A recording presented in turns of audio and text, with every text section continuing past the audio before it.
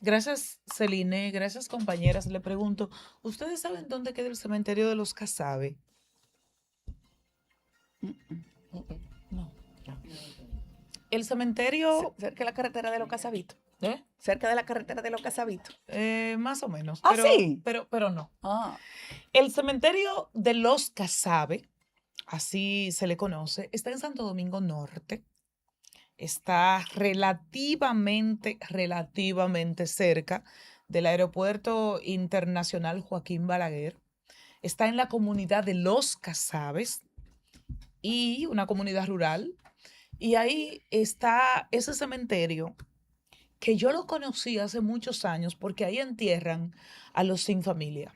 oh, Dios Ahí mío. entierran a las personas que por X razón no es identificada. Hace muchos años era prácticamente en una fosa común, o sea, todos los cadáveres juntos. Ahora no es así. Hace años igualmente que no es así. Pasas a ser un cuerpo desconocido, pero se te entierra en un punto específico, se te hacen las fotos del lugar, porque puede finalmente que una pariente le identifique. Y traiga esto a colación porque con la muerte física, la persona realmente no muere. Sí muere físicamente, pero hay una serie de legados, de situaciones que se quedan. Y aún después de muerto, lo mínimo que tú requieres es dignidad, un tratamiento digno. Y a partir de ahí, a mí se me encoge el alma con lo que está ocurriendo en, en el Instituto Nacional de Ciencias Forenses, o más bien en la morgue que tiene INACIT, en el cementerio Cristo Redentor, que no tiene tantísimo tiempo funcionando ahí, pero que sí me hace sentido. Que usted trabaje a los difuntos, que usted trabaje los cadáveres cerca justamente de donde hay un cementerio y que a partir de ahí las posibilidades hasta de contaminación, porque usted está trabajando con cuerpos en estado de descomposición y demás, se reduzca. Y a partir de ahí usted dirá, pero ¿y cuál es el tema? Bueno, el tema es que ese INASIF, que esa morgue donde se le hace la necropsia o la autopsia al cadáver de su pariente o al cadáver desconocido, tiene semanas con el freezer dañado o con un freezer dañado. Ellos tienen dos. Entonces están solo trabajando con uno. Entonces no quiera usted imaginar qué es lo que está ocurriendo ahí.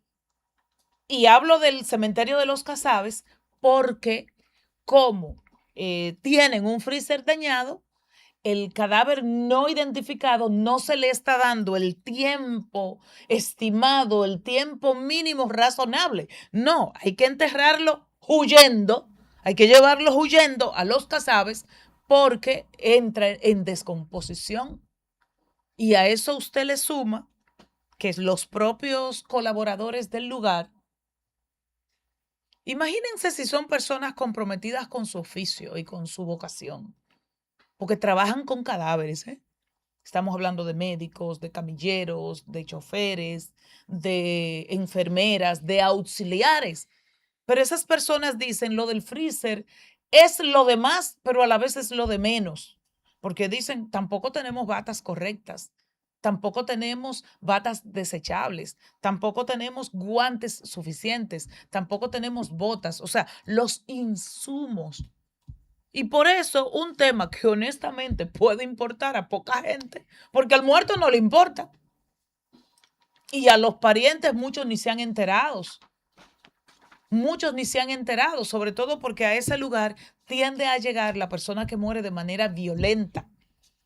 Y dentro de ese escenario de quienes mueren de manera violenta, obviamente los más empobrecidos, los que mueren en los supuestos intercambios de disparos de la policía, los sin familia, esos son los que llegan ahí más rápido.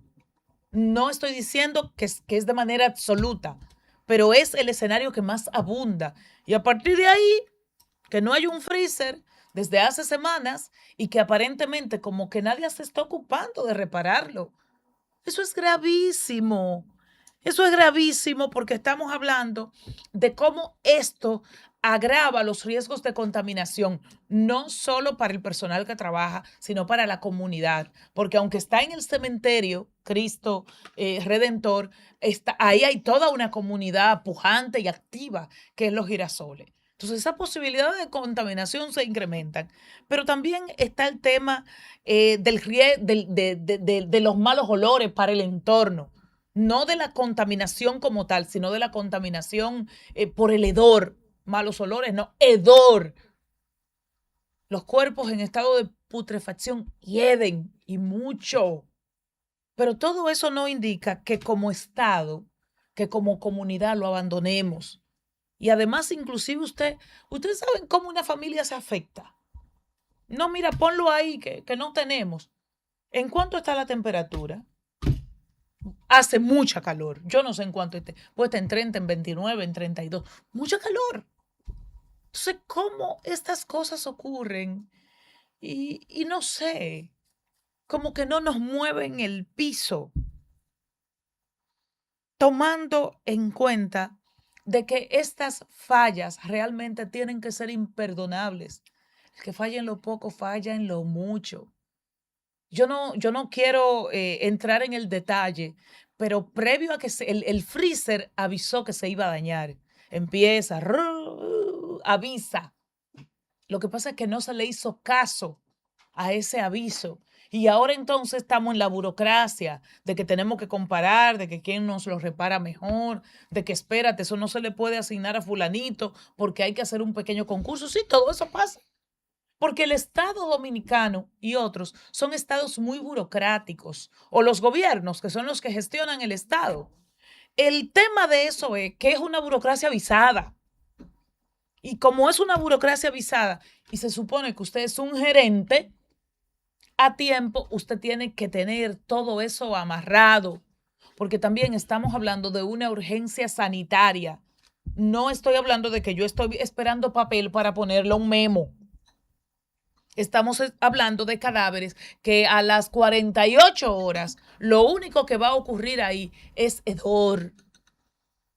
Entonces, ojalá y no haya que volver a hablar del tema. Un tema simple, sencillo, pero que te dice cómo está República Dominicana. Porque si no tenemos capacidad para arreglar un freezer de una morgue, pues yo no quiero pensar qué más. Sobre todo en momentos donde por la situación de Venezuela vuelve sobre el tapete, qué tan preparados estamos. Pero no es solo qué tan preparados en términos de tener un stock con fundas, con gasas, con ZO, con sueros. No me refiero a eso. Me refiero inclusive a preparados mentalmente, a concientizados sobre lo que implica una tragedia y la demanda que eso puede hacer sin avisar. Entonces, si de repente en condiciones de paz no tenemos una morgue habilitada, yo no quiero imaginarme en condiciones de guerra, porque un terremoto es una guerra, es una guerra, es una guerra en función del impacto que genera y de cómo simultáneamente miles de personas murieron. Que por cierto, mucha gente me dice, en Venezuela están ocultando los números de los muertos. Mire, usted puede estar o no de acuerdo con quien gobierna Venezuela, pero no sea tan osado, no sea tan osado. Porque yo, que soy familia de Juan, Juan no aparece y yo digo, bueno, 8 días después, Juan está muerto. Pero un gobierno, cual sea, debe contar los muertos partiendo de los cadáveres. Debe contar los muertos partiendo de realidades tangibles. Y yo no creo, porque recuerdo que aquí en el Jet también eso se dijo mucho, que están ocultando, que están ocultando. No, hombre, míreme, un muerto no hay cómo ocultarlo. Un muerto no hay cómo ocultarlo. Primero, porque la persona, si no en todos, en el 99% de los casos, tiene familia. Tiene una familia que va a reclamar, aunque sea un primo lejano, aunque sea casi un enemigo. Y segundo, porque el muerto hiede, se hace sentir. Y tercero, porque en el caso de Venezuela, como en el caso dominicano, ¿qué tú ganas ocultando eso? a que tú ganas, porque no es una guerra entre Palestina e Israel. Es un fenómeno natural que impactó. En el caso Jet-C, fue también un evento. Un gobierno gana nada eso. Y lo digo como un paréntesis en medio de un tema más local y más pequeño. El tema es que quien roba lo poco, roba lo mucho. Quien no tiene capacidad para gestionar un freezer, pues tampoco va a tener capacidad para gestionar 20, 30, 40, que es realmente lo que demandamos. Y al Ministerio de Salud, al director de INACIT o a quien corresponda, no volvamos a pasar esa vergüenza. Vamos a ver si prevenimos. ¿Cuántos freezers que necesitamos? 2. Vamos a tenerle 3. No es algo que se daña al momento. El freezer no es como los cadáveres. El freezer te permite, y no es solo un tema de mantenimiento en el tiempo del cuerpo, es que te permite darle un tratamiento digno. Digno. O imagínese usted un cadáver lleno de moscas y de gusanos. Ay, perdón por la hora, pero es así. Pero es así. Y no importa los montones de dinero, ni el Rolex, ni el Bugatti que tengas. Tampoco importa que seas un vendutero de lechosas o que sea un pipero. No importa. Entonces los vivos, los que gobiernan, los que tienen la posibilidad de ser servidores públicos, que es un privilegio, que es un honor. Entonces vamos a hacerle sentido a eso. Vamos a ocuparnos de los muertos, si no por los muertos, por lo que eso habla de los vivos.